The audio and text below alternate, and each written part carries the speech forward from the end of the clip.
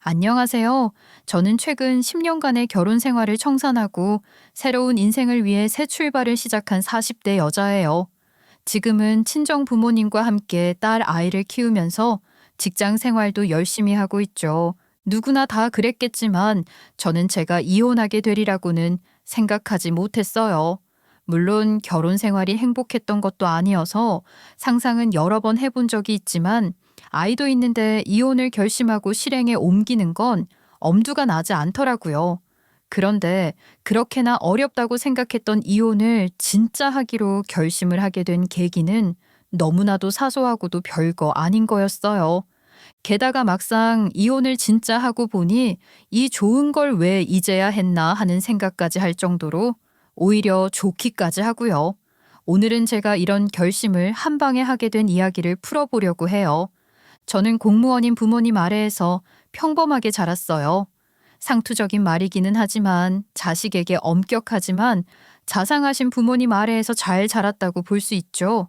저희 부모님은 그야말로 성실하고도 올바르게 사셨거든요. 맞벌이셨던 부모님이 늘 열심히 그리고 부지런하게 사시는 모습을 보면서 자라다 보니 저 역시 크게 엇나갈 일도 없었어요. 외동딸이어서 사랑도 듬뿍 받았고 또 그리 큰 부자는 아니었지만 그럭저럭 가난 때문에 고생하는 일도 없이 성장을 했죠. 아버지와 어머니는 그렇게 저를 아끼시면서도 정해놓은 규칙을 제가 어기거나 맡은 일에 최선을 다하지 않을 때는 몹시 무섭게 훈육을 하셨어요. 저희 부모님이 가장 강조하신 것은 그 중에서도 책임감이었거든요. 책임감 있게 열심히 했다면 결과가 좀 나빠도 인정해 주셨지만 아무리 결과가 좋더라도 게으름을 피우거나 대충 한 것에 대한 것은 인정해 주시지 않았고요. 제가 고생을 하거나 힘들더라도 좀 손해를 보는 일이 있어도 맡은 일은 책임을 다해야 한다는 것이 우리 부모님의 가장 큰 가르침이었어요. 그런 부모님 아래에서 저는 성실한 모범생으로 자랄 수 있었던 것 같아요. 공부도 열심히 하고 성적도 좋았거든요. 친구들과도 그런 대로 잘 지냈고 학교 생활도 잘하고 선생님들도 다 예뻐하던 그런 전형적인 모범생으로 말이죠. 그런 착실한 학창 시절을 거쳐 저는 서울에 있는 명문대 행정학과를 졸업하고 부모님 뒤를 이어 공무원이 되었어요. 제가 공무원을 선택한 이유는 부모님 때문이기도 했지만 의외로 대학을 다녀보니 저에게 행정사무직이 잘 맞는다는 걸 알았기 때문이었어요. 정해진 규칙을 잘 지키고 맡은 일을 성실하게 잘 해내는 걸 좋아하는 저에게는 딱이었죠. 그래서 대학교 3학년 때부터 열심히 공무원 시험을 준비해서 열심히 공부했어요. 목표는 7급 공무원 시험이었죠. 다들 아시겠지만 지금은 한풀 꺾였다 하더라도 당시에는 공무원이 한창 인기가 많았어요. 거기에 7급은 시험 난이도는 물론이고 경쟁자도 어마어마했죠. 저는 이를 악물고 대학을 졸업한 지 1년 만에 공무원 시험에 합격을 했어요. 거의 대학교 졸업반 때부터 친구도 만나지 않고 도서관에서만 처박혀 공부만 한 성과였죠. 그렇게나 힘들게 피나는 노력 끝에 합격해 임용이 된 것이라 저는 정말 너무 기뻤어요. 합격 소식을 받고 엄마와 껴안고 한참을 울었을 정도니까요. 그렇게 저는 부푼 마음을 안고 공무원 생활을 시작하게 되었죠. 부임지는 서울이었어요. 처음 하는 공무원 생활은 어렵지만 또 보람도 있고 재미있었고요. 공무원 생활을 하다 보면 부임 초년에는 이래저래 연수나 교육을 받으러 가게 되는 일이 많아요. 전국에서 비슷한 연차의 공무원들을 대상으로 많은 교육이 이루어지기 때문이죠. 그래서 저 역시 바쁜 업무 사이사이에 각종 교육 과정이며 연수에 참가를 했어요. 그렇게 평소처럼 참가했던 한 연수에서 저는 흥미로운 이야기를 듣게 되었어요. 다른 지역에서 열린 연수였는데 같이 갔던 동기가 이러더라고요. 저기 저 사람 보여? 우리랑 비슷한 기술 하는데 엄청 유명하대. 유명하다고? 왜? 수석 합격이야? 일을 잘해? 너는 눈이 없니? 가만 보면 정말 너무 남자에 관심이 없어. 얼굴 좀 봐. 완전 잘생겼잖아. 아, 그래서 그것 때문에 유명하다고? 그래서라니? 저 얼굴이 그냥 잘생긴 게 아니잖아.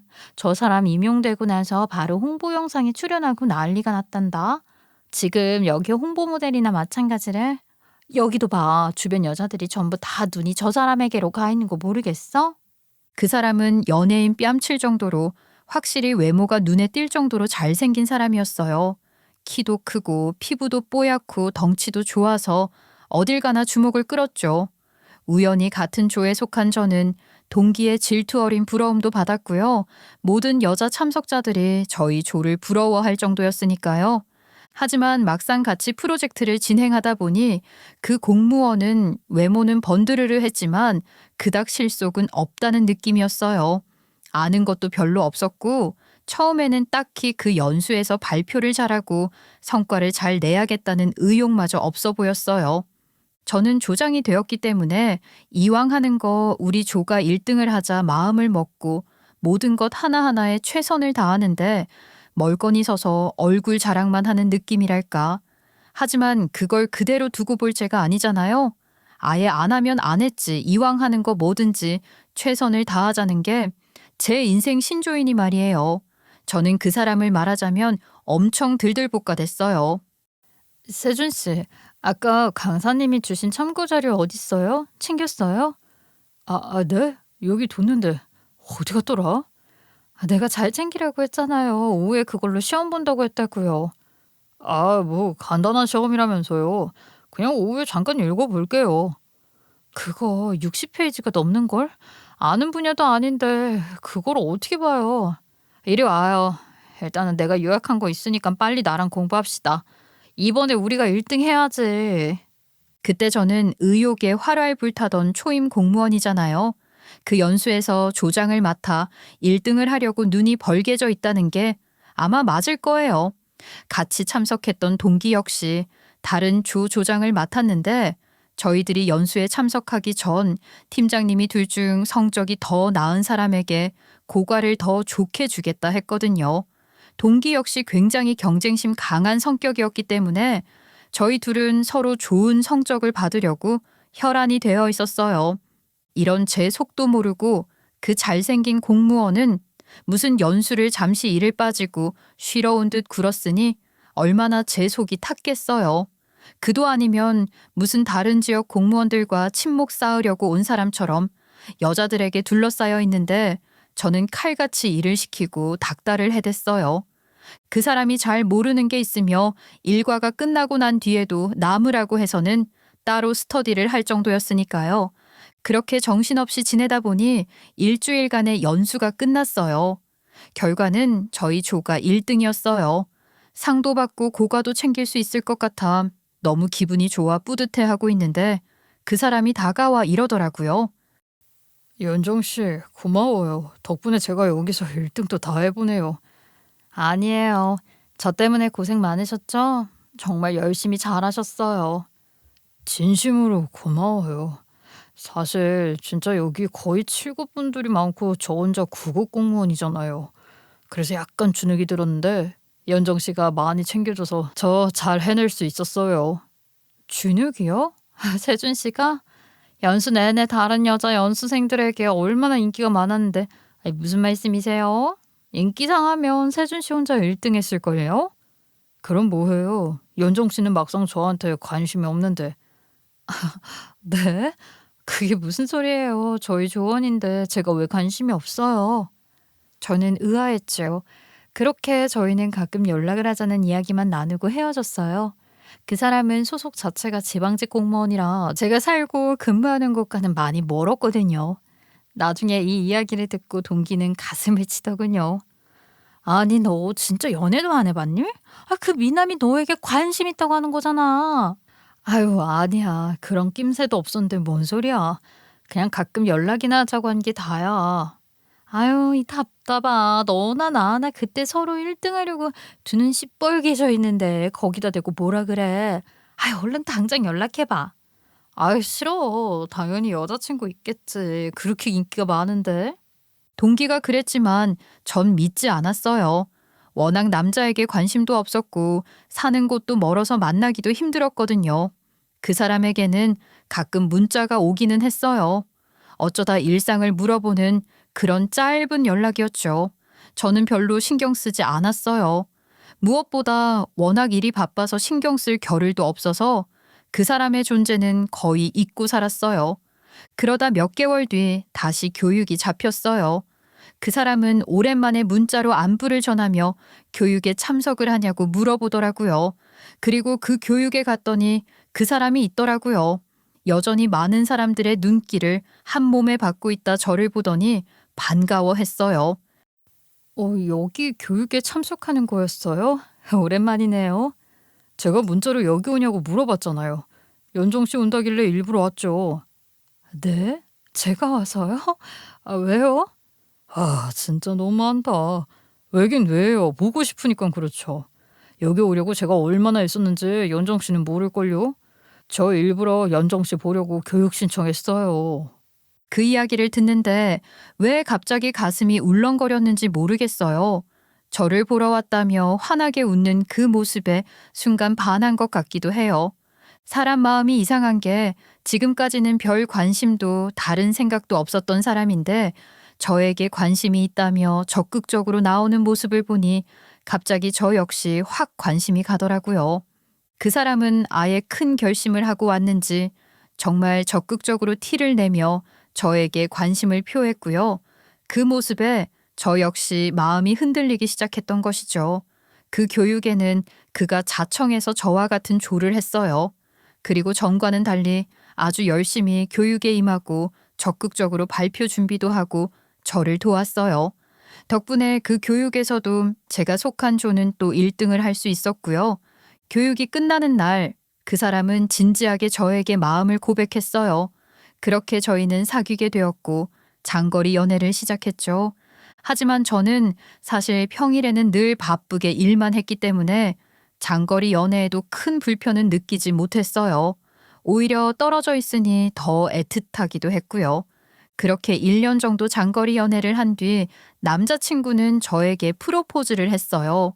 이제는 더 이상 떨어져 있지 말고 같이 살자 말이죠.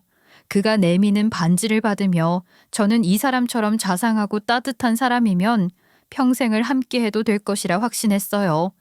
연애 기간 내내 남자친구는 늘 저를 한결같았고 저는 저희의 애정은 너무나도 굳건해 절대 변하지 않을 것이라 믿었죠.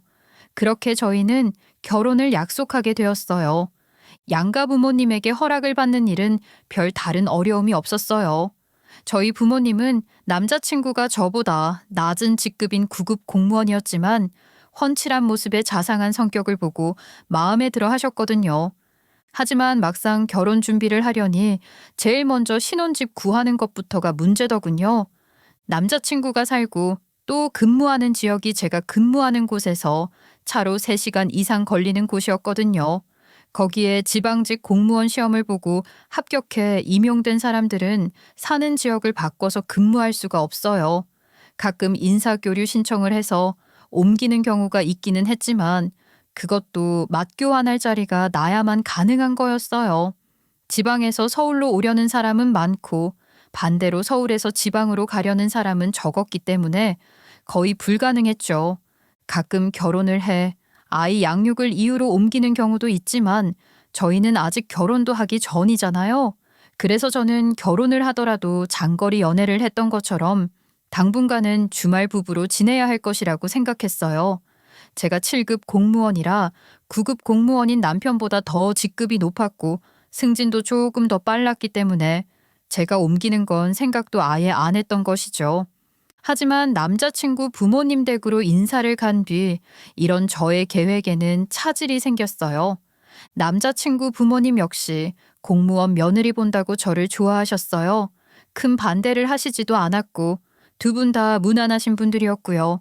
하지만 남친 부모님은 주말 부부를 반대하셨어요. 아니, 절대 안 된다. 아무리 일이 중요해도 신혼부터 따로 사는 건 절대 안 돼. 요즘은 결혼하고 주말 부부로 계속 지내는 사람도 흔해요. 아무리 요즘 그게 흔해도 나는 절대 안 돼. 옛날 사람이라고 흉봐도 어쩔 수 없다. 부부는 매일 얼굴 보고 살맛대고 살아야 해. 그럼 어떡해. 나는 못 올라가잖아. 그렇다고 연정일이 이리로 내려오라고 해? 나보다 직급도 높고 좀 있으면 승진도 할 텐데. 부부들 보고 부부싸움을 해도 잠은 꼭 같은 방에서 자라고 하는 게 그게 다 이유가 있는 거야. 니들이 좀 살다가 사정상 잠깐 떨어져 있는 것도 아니고 아예 처음부터 주말 부부를 한다고? 아유, 다시 생각해봐라. 나는 그렇게는 허락 못한다. 정말 난감했어요. 남자친구가 아무리 설득해도 남자친구 어머니는 끝까지 반대를 하셨거든요. 아무리 그래도 신혼부터 따로 사는 건 아니라고. 같이 살아야 하지 않겠냐면서 말이죠. 이런 반응은 저희 부모님 역시 마찬가지였어요. 사실 아예 틀린 말은 아니야.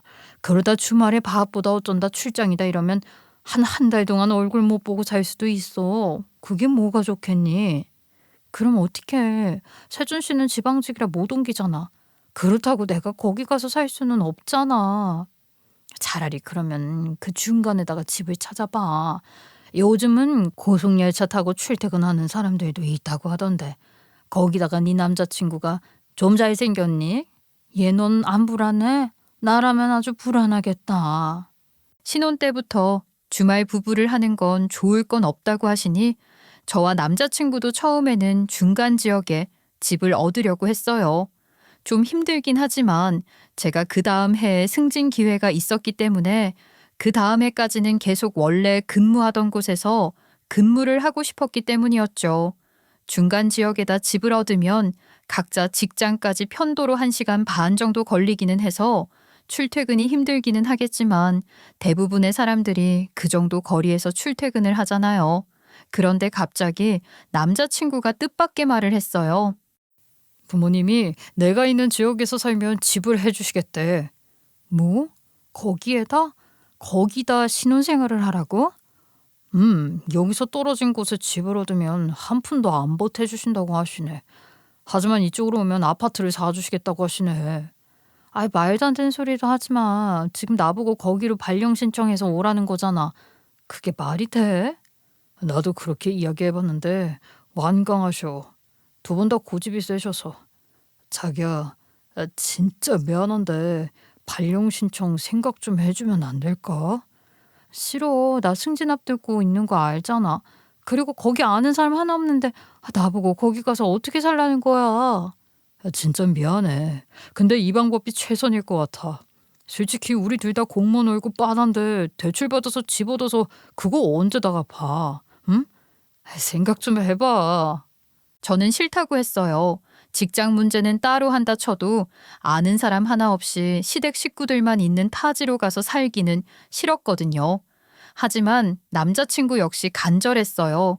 이쪽으로 발령만 받아서 오면 절대 자기 부모님이 간섭하지 못하게 자기가 다 막아주겠다며 약속을 하면서 저를 설득했고요. 솔직히 갈등이 되기는 했어요.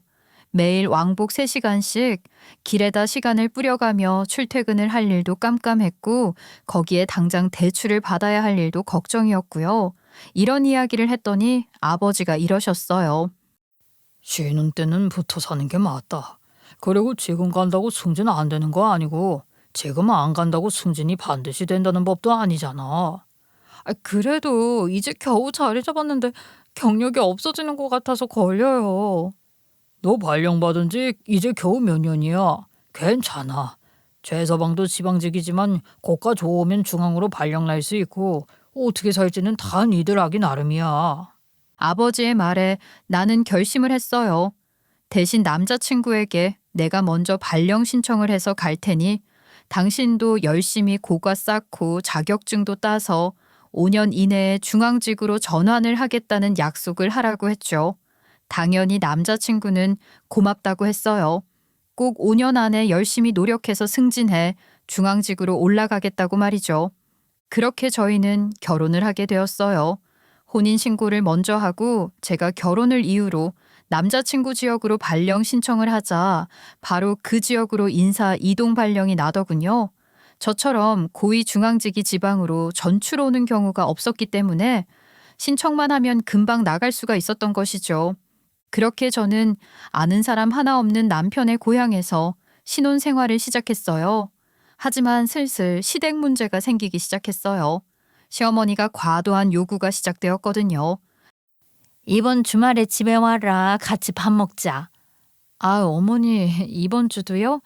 저번 주에도 같이 식사했잖아요. 아, 저번 주에 보니까 세준이가 살이 빠진 것 같던데 너 밥은 잘 챙기니? 네, 잘 챙겨 먹어요. 저녁도 꼭 집에서 먹고요. 아유, 됐어, 됐어. 참말 말고 와. 갈비찜 할 거니까 올 때 갈비 한 대 사오고. 그리고 얘 용돈 좀 넉넉히 챙겨와라. 이번에 아버지 동창회 가신다니까 한턱 내야지. 지겨웠어요.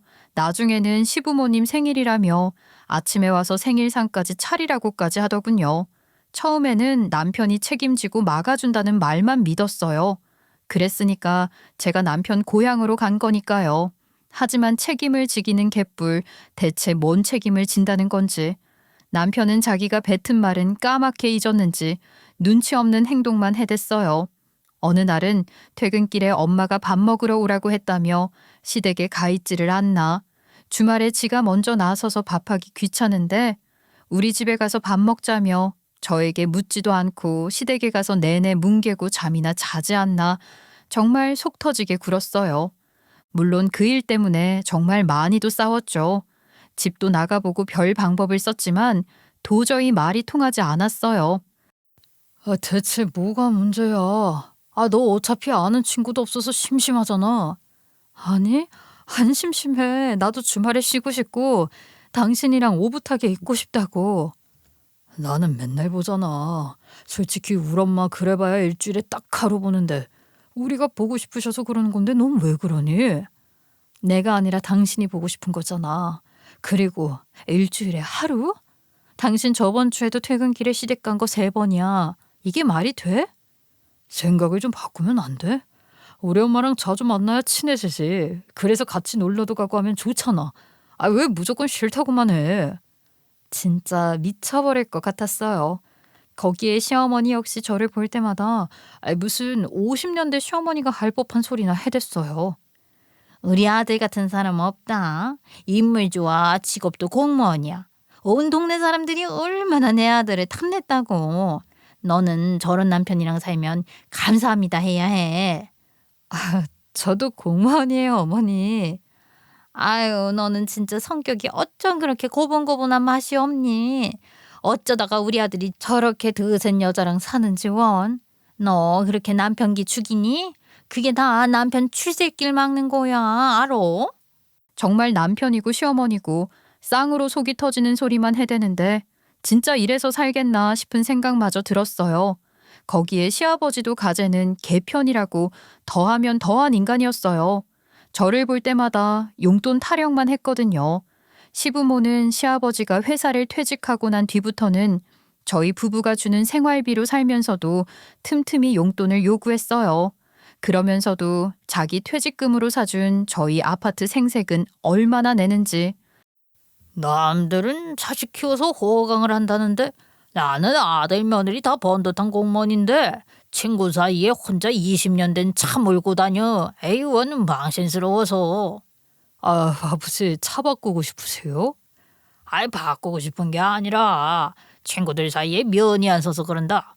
나 혼자 저런 차 몰면은 내 친구들이 다 너희 욕할까 봐. 그러면 제가 바꿔드릴게요. 걱정 마세요. 그럴래? 그래 그래 고맙다. 하기는 내 퇴직금이며 전 재산으로 니들 지금 사는 그 좋은 아파트 사줬는데 그 정도는 해야지 않겠니? 그렇다고 그 아파트가 초호화도 아니었어요. 그냥 작은 도시에 있는 20평대 평범한 아파트에 불과했으니까요. 가격도 서울이었다면 원룸 보증금에 불과한 금액이었고요. 그러다 제가 아이를 가지게 되었어요. 임신을 하고 나서는 조금 잠잠해지기는 했어요. 제가 유산기도 있었고 입덧이 너무 심해서 고생을 많이 했거든요. 하지만 첫 애를 낳자마자 그놈의 간섭과 잔소리는 또 시작이 되었어요. 저는 아이돌이 지난 다음 바로 복직을 했는데 시모가 애가 불쌍하다는 둥 매일 애 사진을 보내라는 둥 난리를 쳐댔기 때문이었어요. 그 즈음 되자 저도 포기가 되더라고요. 그냥 그런가 보다 하고 애 보는 재미로 그냥 또 사라졌으니까요. 애는 제가 출근길에 같이 나가 회사 어린이집에 보냈다가 퇴근할 때 같이 데리고 왔고 주말에는 가끔 남편이랑 애만 보내는 식으로 나름 살 길을 찾으면서 그냥 그렇게 살았어요. 시어머니가 무슨 소리를 하든 말든 그냥 무시하고 한 귀로 듣고 한 귀로 흘려버렸던 것이죠. 제가 그렇게까지 변한 데에는 남편 책임도 커요. 결혼 후 남편의 모습이 너무나도 실망스러워서 그 어떤 기대도 하지 못하게 만들었거든요. 시댁 문제는 가족이라 넘어간다 해도 5년 안에 열심히 노력해서 승진 시험을 하겠다는 약속 따위는 아예 한 적이 없다는 남편의 태도에 저는 어쩌면 절망을 한 것일 수도 있어요. 남편은 시험 공부는커녕 고과 관리도 안 하고 일에도 그 어떤 노력도 열정도 보이지 않았어요. 그냥 그야말로 자신의 고향에서 공무원 생활을 하는 것에 만족하면서 하루하루 사는 게 다였어요. 육아를 돕는 것도 아니었고 가사 분담을 하는 사람도 아니었어요. 사실 그렇게 살아도 나쁠 것은 없을지도 모르죠. 고향에서 맡은 일을 열심히 하면서 다 하면서 조용히 사는 걸 좋아하는 사람도 있잖아요. 하지만 남편은 그것도 아니었어요. 그냥 게으르고 능력도 없고 일을 못하는 사람이었던 거죠. 그러면서 승진 욕심만 있어서 윗사람들에게 선을 대고 매일 술만 마시며 다녔어요. 제가 가장 경멸하고 혐오하는 인간 부류가 바로 제 남편이었던 것이죠. 그것이 저를 절망하게 만들었어요. 남편에게 인간적으로 실망하고 난 뒤 천천히 제 마음은 차갑게 식어가고 점점 마음의 문이 닫혀버렸어요. 저는 그저 아이만 보며 포기한 채로 살았어요. 남편에게 공부는 안 하냐, 승진은 어떻게 준비하고 있냐 물어보면 걱정 말라고 지금 본인이 누구를 만났는지 아냐, 누구랑 술을 마셨는지 아냐 이런 이야기만 하는데 무슨 기대를 하겠어요. 그러던 중 제가 일하는 부서 부서장님이 저를 호출을 하셨어요. 그리고 놀라운 이야기를 하시더군요. 박 팀장, 이번에 진행한 프로젝트 너무 잘했어. 정말 수고 많았어. 아니에요. 저희 팀 전부가 다 같이 한 건데요, 뭘. 이번에 성과가 너무 좋아서 내가 중앙처로 발령이 났어. 그래서 말인데 박 팀장 나 따라갈 생각 있어? 네? 저요? 그래, 박 팀장 원래 중앙처에 있었잖아. 나랑 같이 가자. 평소 자네 능력이 아까웠다고. 이제 사무관 달아야지. 정말 너무나도 기적 같은 제안이었어요. 승진과 동시에 중앙부처에서 근무하는 건 꿈과도 같은 기회라고밖에는 할 수 없었어요. 사실 고민하고 자시고 할 것도 없었어요. 이 지긋지긋한 지역을 떠날 수 있는 기회였으니까요. 그동안 이곳에서 10여 년간의 결혼 생활은 저에게 좋았던 것보다 힘들었던 것이 100배는 더 많았어요. 이제는 당연한 듯 거의 매주 호출해 대는 시댁도 지겨웠고 10년째 계속되는 시아버지의 아파트 생색 타령과 용돈 요구도 싫었고 자기 아들밖에 모르는 시모의 잔소리도 지긋지긋했어요. 게다가 그걸 보고도 헛소리나 하는 남편 놈도 정말 참기 힘들었어요. 그 인간은 매일 이딴 소리만 했거든요. 좀 참아들여. 너는 왜 그렇게 매번 모든 걸 다 짚고 넘어가야 직성이 풀려? 왜 맨날 나만 참고 맨날 나만 이해해야 해? 당신은 왜 내 마음은 이해할 생각을 안 하냐고. 원래 어르신들이 그러잖아. 그냥 자주 보고 싶고 그러잖아. 우리 엄마가 밥도 해주는데 자주 밥도 먹고 친하게 지면 좋은 거지 뭘 그래. 아, 그놈의 밥 타령 좀 그만해. 그리고 어머니가 언제 밥을 했다 그래. 매번 우리 보고 재료 사와라. 그래서 나보고 밥하라는 건 몰라? 당신은 우리 집은 멀다고 자주 가지도 않잖아. 그거야 멀어서 그렇지. 우리 엄마 그렇게 나쁜 사람 아니야. 당신이 너무 예민하고 색안경 끼고 봐서 그런 거야. 좀 넘어가. 게다가 10년째 계속되는 그놈의 아파트 한 채 해줬다는 유세도 듣기 싫었어요. 아무리 좋은 아파트라 해도 이제 10년이 지나면 더 이상 그렇게 유세를 떨 건 아니지 않나요? 10년간 아파트는 더 낡아가고 식구는 늘어났는데 저희는 다른 곳으로 이사도 못하고 있었어요. 남편의 월급이래 봐야 빤했고 그마저도 시댁의 반 이상 들어가는 형편이니 돈을 모을 여유가 있었겠어요? 그 좁아터진 20평대 아파트에서 사는 것도 저는 지쳤어요. 저는 처음 결혼할 때 남편이 시댁에 돈을 쓰는 걸 보고 애초에 월급을 내놓지 않고 각자 관리를 했어요. 남편도 자기 월급을 마음대로 쓰고 싶었던지 얼른 그러자 했거든요. 그래서 저희 부부는 각자 생활비만 내고 각자 월급 관리를 했어요. 어차피 남편은 저희 가정 경제에는 관심도 없었고 돈을 모을 의지도 없었거든요. 저는 남편에게 다시 올라가겠다는 이야기를 했어요. 이제는 아무리 난리를 쳐도 주말 부부를 강행할 생각이었죠. 아이는 내가 데려갈 거야. 출근하는 곳이 우리 집이랑 가까워. 엄마가 봐주실 수도 있고 거기도 어린이집 있으니까. 그래? 그거 진짜야? 주말 부부 하더라도 앱으로 자주 올라와. 그것도 싫으면 중앙 발령 받도록 노력을 해보던가. 아, 무슨 주말 부부야. 당연히 나도 따라갈 거야. 가족끼리 같이 살아야지. 안 그래? 당신이 어떻게 따라와? 뭐 회사를 관두기라도 하겠다는 거야? 가족 전출로 인사교류 신청할 거야. 내가 이런 날이 올지도 몰라서 다 손을 써뒀지. 저는 대체 그게 무슨 말인가 했어요. 그랬더니 남편이 그러더라고요. 자기가 인사교류 담당자랑 친하게 지냈다고 말이죠. 공무원은 지방직이라도 육아를 위해 가족이 같이 살아야 하는 경우가 있으면 다른 지역으로 교류 신청을 하는 경우가 있어요.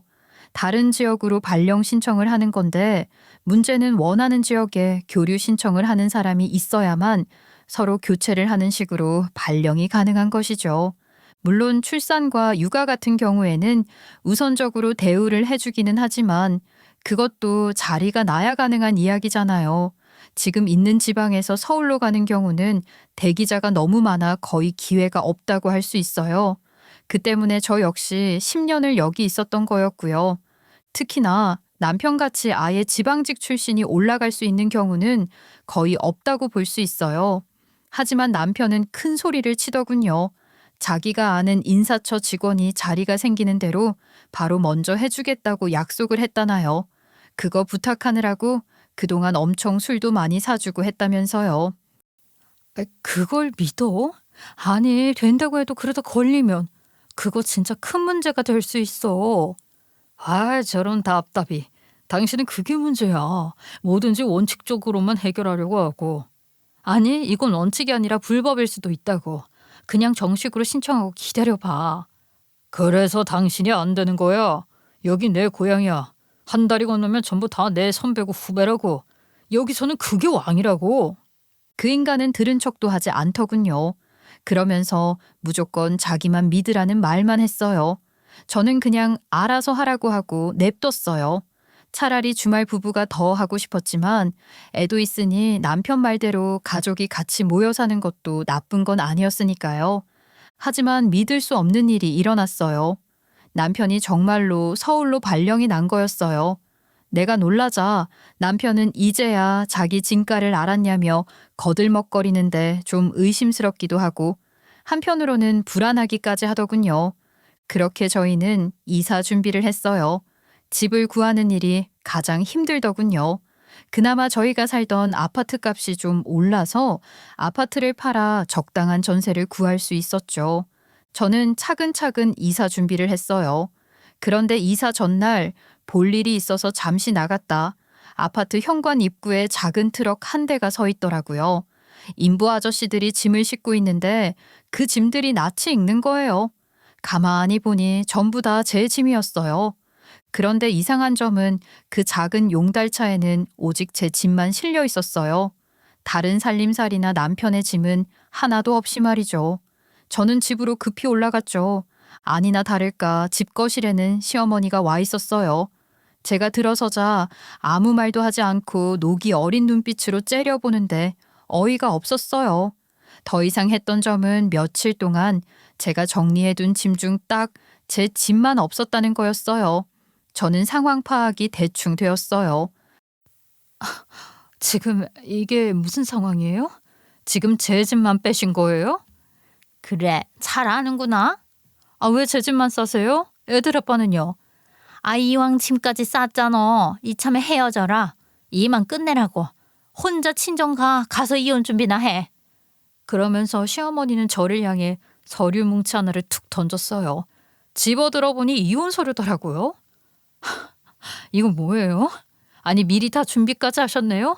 그 사람도 알죠? 알다마다. 아유, 참말 할 거 없어. 얼른 꺼져. 이제 우리 아들 승진도 했겠다. 너 같은 거랑 안 살 거야. 저는 아주 환하게 웃으며 공손하게 대답해드렸죠. 그래요. 그러면 친정 가서 기다리고 있을게요. 어머머머, 이게 돌았나? 야, 너는 쫓겨나서 이혼 당하는 게 재밌니? 재밌기까지 한 건 아니고 그냥 뭐 나쁘진 않네요. 그럼 전 가볼게요. 어이없어 하는 시어머니를 뒤로 하고 저는 망설임 없이 차에 올라탔어요. 물론 차에 타기 전 잊은 물건은 없나 꼼꼼히 다시 한번 확인하는 것도 잊지 않았고요. 전학 문제로 딸 아이를 미리 친정에 데려다 놓은 것도 정말 다행이다 생각하면서 말이에요. 친정 엄마는 제가 혈혈단신 혼자 작은 용달차에 제 짐만 싣고 나타나자 아연실색을 하셨어요. 물론 사연을 듣고는 더 기겁을 하셨고요. 하지만 이상하게 마음이 가볍더라고요. 솔직히 기쁜 마음까지 들었다고나 할까요? 이대로 다시는 시댁 식구들과 남편 놈을 다시는 안 봐도 된다고 하니 해방감에 날아갈 것만 같았어요. 하지만 그날 저녁 남편 놈에게 전화가 걸려왔어요.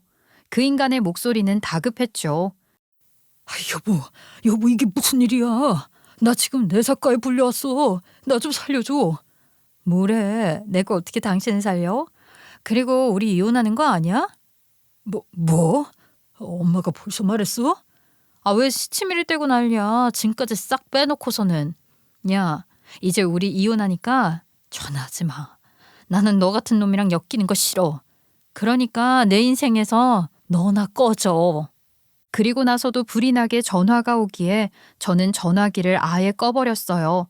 할 말도 하고 싶은 말도 없었으니까요. 그런데 그날 밤 누가 친정집에 찾아와 초인종을 누르더군요. 올 사람이 없는데 하고 현관 화면을 확인한 엄마는 기겁을 했어요. 그 늦은 시간에 친정을 찾아온 사람이 바로 시어머니였거든요. 아무리 그래도 그 늦은 시간에 집까지 찾아온 늙은 노인을 문전박대를 할 수는 없어. 하는 수 없이 문을 열었더니 시모의 상태는 엉망이더군요.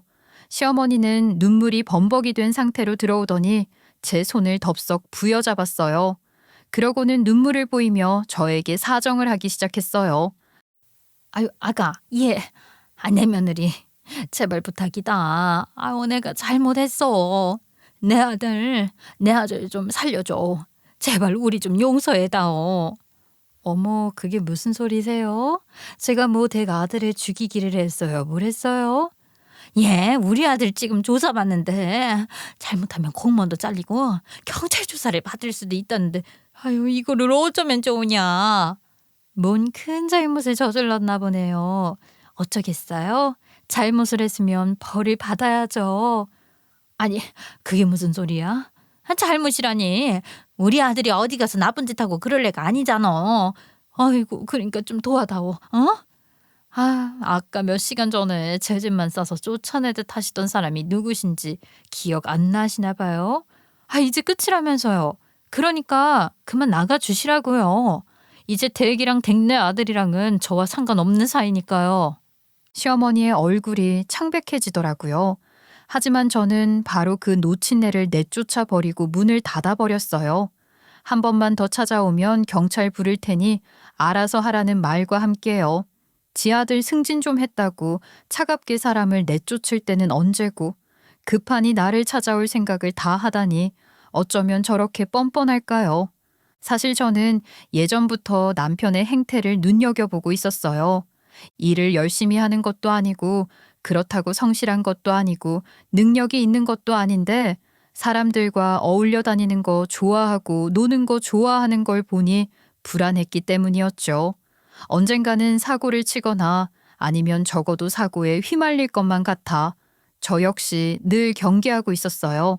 저까지 괜히 엮였다가는 죄 없이 경을 치를까봐 겁이 났거든요. 거기다 제가 더 긴장을 하게 된 결정적인 계기가 있었어요.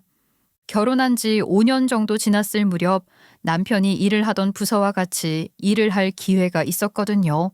그때 제가 그 사람 아내인 줄 모르고 우연히 그 인간에 대한 평판을 듣게 되었던 것이죠. 저는 남편과 같은 지역에서 근무하기는 했지만 그 지역이 공공기관이 많은 곳인데다 남편과 저는 부처가 완전히 달라 근무하는 건물도 달랐어요. 애초에 교류가 별로 없는 부처였기 때문에 다른 사람들이 저를 그 사람 아내인 줄 몰랐던 것이죠. 그 팀 사람들은 제가 그 사람을 알지도 못하는 줄 알고 아주 적나라한 평을 하더라고요. 그 사람 저도 저번에 당했어요. 일은 안 하고 계속 미루면서 빈둥대는데 아우 진짜로 진행되는 게 하나도 없어서 결국 제가 다 했잖아요. 아이 그러니까 홍보 영상 모델 좀 했다고 지가 뭐 정말 잘난 줄 아나 봐요. 아이 너무 짜증나. 그러니까요. 아 능력은 없으면서 정치질만 하는데 밑에 있는 직원들이 다 죽으려고 해요. 왜 그런 줄 알아요? 그 주제에 중앙부처로 가고 싶어 한대요. 그래서 로비만 엄청 한다고. 진짜 언젠간 잘리는 꼴 좀 꼭 좀 보고 싶네요. 사람들의 불만은 대단했어요. 아무것도 모르는 척, 나는 모르는 사람인 척 하고는 있었지만 등골에 식은땀이 나더군요. 한두 명이 아니라 거의 대부분이 싫어한다면 정말 이건 심상치가 않은 문제니까요. 그래서 저는 최대한 남편이 근무하는 부처나 관련 업무와는 아예 연관이 되지 않으려고 최대한 노력했어요. 그리고 저와 그 인간이 부부라는 사실도 최대한 소문나지 않도록 했고요. 그러면서 언제든 지역을 옮겨 바로 올라가려고 늘 교류 신청도 해보고 저 나름의 준비를 착실하게 했던 거예요. 하지만 정말 자리가 나지 않더군요. 그래서 기회가 없었는데 이번에 진행한 프로젝트가 잘 되면서 중앙부처로 올라갈 기회를 얻게 된 것이죠. 그동안 했던 제가 얼마나 피나는 노력을 했는지 아마 아무도 모를 거예요. 그리고 그 노력이 결실을 맺어 결국 승진까지 한꺼번에 거머쥐게 되었을 때의 제가 얼마나 기뻤는지도 말이죠. 물론 이런 과정을 거치면서 남편에게 기회를 주지 않은 것은 아니에요. 저는 늘 남편에게 저희가 결혼하기 전에 했던 약속을 상기시켜 보았어요. 당신 중앙직으로 갈 노력은 하고 있어? 요즘 선발 시험 공고 난 거 봤어? 그래? 못 봤는데. 에이 뭐 본다고 달라져. 내가 그 시험에 어떻게 합격을 해? 5년 안에 서울 올라간다며. 왜 노력도 안 해? 내가 먼저 지원해서 가면 어쩔 거야? 노력을 안 하긴 뭘 안 해. 그거 올라가는 게 꼭 승진하고 발령받는 방법만 있는 줄 알아? 다 길이 있는 거야. 당신은 그런 면에서 너무 답답해. 그런 이야기를 듣는데 정말 아니다 싶더라고요. 그래서 저는 남편이 평소 누구를 만나는지, 만나서 무엇을 하는지 슬쩍 떠보고 동태를 미리 파악해 두었던 것이죠.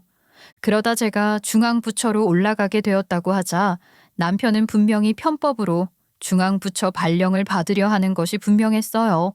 제가 그렇게 몇 년 동안 노력을 하고 지원을 했는데도 되지 않던 발령이 아무리 제가 간다 하더라도 한 방에 난리가 없잖아요. 그래서 전 조용히 남편의 핸드폰 문자 내역을 모아두었어요. 사실 이때만 해도 나중에 이 행적이 문제가 되어 저까지 엮이게 될까봐 예방적으로 모아두는 것에 불과했죠. 하지만 서울로 올라와 살 집을 구하는 와중에 이상한 느낌이 들더라고요. 뭐랄까 쎄한 느낌이라고나 할까요? 남편은 아이와 함께 새 가족이 살 집을 구하는 것이 아니라 자기 혼자 편하게 살 집을 구하는 것 같았어요. 아이와 함께 사는 집을 구할 때는 고려할 사항이 많잖아요. 학교는 어디인지, 주변에 유해 환경은 없는지 같은 것 말이죠. 그러나 남편은 전혀 신경도 쓰지 않았어요. 그냥 자기 근무지와 가깝고 교통이 편리한 곳, 심지어 교통이 좋으면 집이 좁아지는 것도 아랑곳하지 않더라고요. 아무래도 저와 딸아이 없이 혼자 살 작정인 속이 빤히 보이더군요. 거기에 쐐기를 박는 일도 있었죠. 이삿짐을 싸면서 집 정리를 하다가 제가 우연히 남편이 서랍 깊숙한 곳에 숨겨둔 이혼 서류를 발견한 거예요. 그제야 모든 조각이 맞춰지더군요. 남편은 저를 그저 중앙부처로 옮겨가는 도구로 사용한 뒤 자신이 원하는 목표를 이루자마자 그냥 저를 가차없이 버릴 작정이었던 것이 분명했어요. 그 이후부터는 판도가 달라졌죠. 저는 아주 은밀히 남편의 메일과 주고받은 문자 전부를 모았어요. 주고받은 뒤 바로 지워버린 것도 다 뒤져서 모았죠. 다행히 남편은 그다지 조심성이 없는 성격이었고 철저하지 못해서 어디서 뭘 했는지 누구와 무슨 대화를 나누었는지는 전부 손에 넣을 수 있었어요. 그 와중에 저는 남편이 시어머니와 공모해 저를 내쫓을 계획을 세운 것을 알게 된 거예요. 문자로 그 둘은 이런 대화를 주고받았더라고요. 이제 발령도 받았겠다. 서울 이사 가자마자 바로 이혼하자고 할 거야. 아니 근데 걔가 이혼을 해주겠니? 보통 독한 애가 아닌데. 아 지가 버텨봤자지. 내가 이혼하겠다는데 어쩔 거야? 차라리 그럴 바에는 아예 여기서 이사를 갈 때 내쫓아버리자. 서울 올라가 집에 버티고 있으면 더 골치 아파. 그게 가능하겠어? 그럼 너는 이 엄마만 믿어라. 서울 집도 우리가 사준 아파트 팔아 얻은 건데 그 집을 달라느니 어쩌냐면 어떡하니? 그냥 여기서 따로 살자고 내쫓아 버릴게. 걱정하지 마. 기가 차더군요. 아무리 그래도 같이 식구랍시고 하루가 멀다 하고 얼굴을 본 세월이 10년인데 매일 같은 이불을 덮고 자고 아이까지 낳으면 산 세월이 10년인데 시어머니고 남편이고 정말 당장이라도 찾아가 머리채라도 잡고 싶었어요. 하지만 참았어요. 그리고 저는 그 둘을 완전히 시궁창에 쳐 넣기로 결심했죠. 제 방식대로 말이에요. 그렇게 미리 계획을 해놓고 남편과 시어머니는 이사 전날 제가 싸둔 짐을 달랑 실어서는 저를 내쫓아 버렸던 것이죠. 아마 그러고는 남편과 시어머니는 서울로 올라와 승승장구하며 잘 살 꿈에만 부풀어 있었겠죠. 그러나 그 인간들은 아마 꿈에도 몰랐을 거예요. 제가 복수를 다짐한 그 순간부터 모든 증거를 차곡차곡 정리해 내사과에 신고를 했고 그걸 토대로 내사관은 조용히 조사를 하고 있었다는 것을 말이죠. 저는 서울로 옮겨간 바로 다음 날 이혼 소송에 들어갔어요. 남편은 내사과에서 아주 강도 높은 조사를 받았고요. 그 이후로도 시어머니는 놀라 울며불며 살려달라는 둥 제발 도와달라는 둥 했지만 아니 막말로 제가 나쁜 짓을 한 것도 아니잖아요. 게다가 아예 없는 일을 만들어낸 것도 아니고요. 애초에 남편이 그냥 바르게 적어도 평범하게 일하는 다른 공무원들처럼만 살았어도 이런 일은 없었겠죠. 하지만 남편은 정말 제 상상을 초월했어요. 조사를 하면서 파본 실상은 어마어마하더라고요. 어찌나 사고를 골고루도 쳤는지. 이번 중앙부처 발령은 제 예상대로 아예 인사처 직원과 짜고 서류를 조작한 것이었어요. 도대체 그게 걸리지 않을 거라 생각한 그 배포가 큰 건지 아니면 멍청한 건지 도저히 이해할 수가 없었어요. 거기에 능력은 없으면서 부하 직원을 괴롭히고 그 성과는 자기 것으로 빼돌리는 일도 많았더군요. 진짜 진상도 그런 진상이 없더라고요. 거기에 가장 소름 끼쳤던 것은 동료 공무원들과 어울려 다니면서 식당과 술집에서 접대를 받았다는 거였어요. 밥 먹고 술 먹고 놀면서 돈을 내지도 않고 가버린 거니 어마어마하더군요. 그 가게들은 혹시라도 자기들에게 불이익이 올까봐 그동안 말도 못하고 있었고요. 이건 인사 발령 조작보다 훨씬 더 심각했어요. 징계는 물론이고 형사 처분 대상이 되는 것인데 남편과 그 주변 인간들이 줄줄 엮여와 조사를 받으면서도 헛소리로 변명만 늘어놓더라더군요. 그 지역에서는 그게 관례라나 뭐라나 그걸 믿을 사람은 아무도 없었죠. 당연히 남편은 파면 조치가 이루어졌죠. 그리고 그 중간에 저와의 이혼 소송도 순조롭게 마무리되었어요. 그렇게 저는 그 인간과의 인연을 깔끔하게 정리할 수 있었어요. 그 인간에 대한 조치가 이루어지는 동안 저 역시 귀찮기는 했지만 내사과와 감사과의 분려가 조사를 받기는 했어요. 하지만 저희는 이미 이혼 소송 중이었고 그간 그 어떠한 업무 연관성이 없다는 판단을 받아 제 일에 별다른 영향을 받지는 않았어요. 다행이었죠. 그 이후로 저는 능력을 인정받아 승진 가도를 달리는 중이에요. 저를 이끌어준 처장님이 능력자이기도 했지만 저에게는 더 큰 이점이 있었어요. 사실 중앙청에서 근무를 하는 직원들 중 지방 사정을 잘 아는 사람이 거의 없거든요.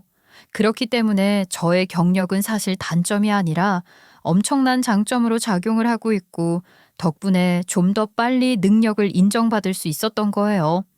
옛말에 쓸데없는 경험은 없는 법이라 하더니 정말 그 말이 맞기는 한가 보더라고요. 전 남편은 파면이 되면서 연금도 전부 박탈이 되었어요. 사실 아무리 큰 잘못을 하더라도 공무원이 파면에 이르는 경우도 흔하지 않은데 파면이 되면서 연금까지 전부 박탈이 되는 경우는 정말 더 흔치 않은 경우예요. 하지만 전 남편은 죄가 컸죠. 업무 태만에 직무유기, 공문서 조작에 뇌물도 걸린 게 몇 개가 있었는데 가장 컸던 건 전 남편 무리들이 괴롭혔던 상인들이었어요. 일이 그렇게 되자 그간 분을 삭히던 상인들과 그 인간들에게 괴롭힘을 당하고 돈을 못 받았던 사람들까지 전부 나서서 그 무리를 전부 형사 고발했던 것이죠. 한두 사람이 엮인 것이 아니라 그 지역 공무원 사회가 발칵 뒤집힐 정도로 큰일이었어요. 물론 그중 가장 주동자는 전 남편이었어요. 그래서 파면과 함께 연금을 전액 몰수당해 버린 것이죠. 그렇게 그 인간의 공무원 생활은 비참하게 끝이 나버렸어요. 이러면 인간적으로 안 되는 걸지 모르지만 정말 솔직하게 저는 속이 다 시원하더라고요. 전 남편과의 이혼은 무난하게 처리가 되었어요. 사실 전 남편은 휘몰아치는 내사와 감사, 형사 고발 조사까지 마구 겹쳐서 이혼까지는 신경을 쓸 여유가 없었다는 것이 더 정확한 표현이긴 하죠. 저는 위자료와 양육비 청구를 아주 넉넉하게 했어요. 그동안 전 남편이 집안 살림에 기여한 기여도가 없었고 월급 거의 대부분을 다 시댁에 갖다 쏟아부었으니 그중 제가 감당한 몫을 가져야겠다고 말이죠. 변호사를 사서 저와의 이혼 소송에 대응할 여유가 없었던 전 남편은 저의 요구를 전부 들어줘야만 했어요. 저는 아주 넉넉한 비용을 받게 되었죠. 그 금액은 저희 가족이 살던 아파트를 판 돈으로도 모자라는 금액이었어요. 판결이 나고도 돈이 없다고 버티길래 방법이 있나요? 저는 시댁이 사는 아파트와 차까지 전부 싹 가압류를 걸어드렸어요. 귀찮기는 했지만 제 돈은 제가 노력해야 받을 수 있는 거 아니겠어요? 그러자 전 남편은 그제야 사정사정을 해왔어요. 예림이 엄마야, 내가 정말 잘못했어. 나 좀 봐주면 안 될까? 어? 뭐라는 거야? 뭘 봐줘? 이렇게 전화할 정신이 있으면 빨리 돈이나 해결해. 내 사정 잘 알잖아. 지금 내가 엮인 사건이 한두 건이 아니야. 어떤 직원은 나한테 뭐 정신적 피해 보상 소송까지 건다고 하고 있다고. 그건 댁 사정이죠. 지난 10년간 일하고 애 키우고 집안일 다 하면서 당신 부모한테 용돈까지 갖다 바친 내 입장은 어쩌라고. 긴 말하지 마. 내가 정말 줄 돈이 없어서 그렇다. 이러다가 나 진짜 감옥 가게 생겼어. 없기는 뭐가 없어. 당신 부모 사는 아파트 팔면 충분하겠던데. 아무튼 구질구질하게 굴지 마. 나 바쁘니까 빨리 돈이나 싹 정리하고 다신 보지 말자고. 순전히 자기 잘못은 하나 인정을 못하고 주변 환경 탓, 남 탓만 하는 저 인간의 본성은 정말 언제 변하는 것일까요? 진절머리가 났어요. 전 남편과 전 시댁과의 인연을 정리하는 데는 그 이후로도 어느 정도 시간이 걸렸어요. 차압을 걸고 어쩌고 해도 진짜 버틸 수 있을 때까지 버티더라고요. 거기에 아이까지 혈연으로 엮여 있으니 진짜 짜증이 나더라고요. 그래서 전화를 해와서 우는 소리를 하는 전시모에게 협박 아닌 협박을 했죠. 예, 정말 이렇게까지 해야겠네. 아가, 그래도 우리가 인연이 한두 해가 아니잖니. 어? 지금 우리 아들 다 죽게 생겼어. 예, 인간적인 정이라도 너는 없니? 진짜 사람 열받게 하네. 아가, 건방진년이라고 꺼지라고 할 때는 언제고? 정말 대단하네요. 예, 그게 아니라 우리도 그간 반성 많이 했다. 진심으로 미안해하고 있다고. 늦었어요. 그리고 진짜 마지막 경고예요. 당신 아들 죄가 고작 저거인 줄 알아? 나 다른 증거도 더 가지고 있어. 내가 애 아빠 전과자는 안 만들려고 참고 있는데 뭐 이왕 이렇게 된 거 다 풀어버리고 나는 애랑 이민 가지 뭐. 그럼 무슨 상관이겠어. 안 그래요? 그 말에 시모는 기겁을 했는지 바로 제가 요구한 대로 척척 움직이더군요. 사실 그런 증거가 제게 뭐가 더 있겠어요. 하지만 전 시모도 본인 아들이 어디서 무슨 짓을 저지르고 다니는 건지 믿지 못했나 봐요. 아마 그럴 짓을 하고도 남겠다 싶었는지 바로 돈을 보내고 다시는 연락을 하지 않았으니까요. 그렇게 저는 위자료도 넉넉하게 챙겨서 친정 부모님과 함께 살 집을 구해서 이사를 했어요. 아이를 키우기에도 좋고 노부부가 조용히 지내기에도 좋은 깨끗한 동네의 좋은 집이라 지금 너무 잘 지내고 있는 중이에요. 그동안 저는 결혼 생활을 하면서 전 남편과 월급을 따로 관리했었잖아요. 저는 월급을 받으면 저희 친정엄마와 아빠 명의로 된 통장에 매달 일정 금액을 넣었어요. 부모님 용돈이라는 명목으로 말이죠. 그리고 그걸 저희 친정 부모님은 한 푼도 건드리지 않고 전부 적금을 넣거나 펀드를 가입해 착실하게 불려주셨고요. 그렇게 만기가 된 금액을 친정 부모님은 다시 제 딸 이름으로 된 통장에 넣어두었기 때문에 저는 지난 10년 동안 착실하게 돈을 꽤 모아놓을 수 있었어요. 그렇기 때문에 위자료와 양육비 외에도 친정 부모님과 편하게 살 좋은 집을 구하고 또 부모님에게 넉넉한 생활비도 드릴 수 있었던 것이죠. 하지만 전 남편은 그러지 못했어요. 아무리 공무원 월급이 박봉이라 할지라도 10년이면 호봉도 꽤 오르고 그간 착실히 모았으면 어느 정도 여유 자금이 있었을 테지만 전 남편은 여전히 시모에게 돈을 펑펑 쓰고 본인도 전혀 아끼지 않고 돈을 쓰면서 살았거든요. 결혼 생활 내내 생활비는 쥐꼬리만큼 주고 제 생일이나 기념일에는 선물다운 선물도 해준 적이 없으면서 지네 식구들에게는 아낌없이 돈을 쓰는 걸 보고 저는 저대로 살 길을 마련해야겠다 생각했던 것이 정말 다행이었죠. 그 엄마의 그 자식이라고 전시모 역시 꽤 넉넉한 돈을 받았으면서도 참으로 부지런하게 돈을 쓰면서 살았더라고요. 얼마나 모아놓은 돈도 없었는지 나중에는 전 남편 변호사 댈 비용도 없어서 쩔쩔매었거든요. 덕분에 저와의 이혼 소송에서 저에게 아주 대차게 당하고 말았던 거죠. 그렇게 저는 10년간의 결혼 생활과 지방직 생활을 깔끔하게 정리하고 다시 복귀했어요. 물론 지난 시간이 힘들 때도 있고 안 좋았던 기억도 있지만 어쩌겠어요. 이미 지나간 일인 걸. 게다가 그 일로 인해 나름 배운 것도 많긴 해요. 나쁜 일이 어떻게 늘 나쁘기만 하지는 않잖아요. 덕분에 저는 지방직까지 두루 경험한 실무 많은 베테랑 사무관이 되었으니까요. 지나고 보니 그리 큰 일도 아닌 것도 같기도 해요. 내 인생 이 정도 굴곡 정도는 있어줘야 또 열심히 살았다 싶은 생각이 든 적도 있고요. 솔직히 저보다 더한 고생을 하는 사람도 있는데 이 정도가 뭐 대수겠어요? 그러니 지금 힘들고 어려운 일을 겪는 다른 분들도 이 정도 굴곡은 있어줘야 인생이지 라는 마인드로 사셨으면 해요. 어차피 이 또한 다 지나가는 일 아니겠어요. 열심히 살다 보면 어쩌면 오히려 그 경험이 좋은 일이 되어 돌아올 수도 있으니까요. 그러니 늘 힘내세요. 저 역시 그런 생각으로 오늘도 힘을 내서 앞으로 더 열심히 살아가려고 하고 있어요. 긴 이야기 들어주셔서 감사해요. 건강하시고 행복하세요.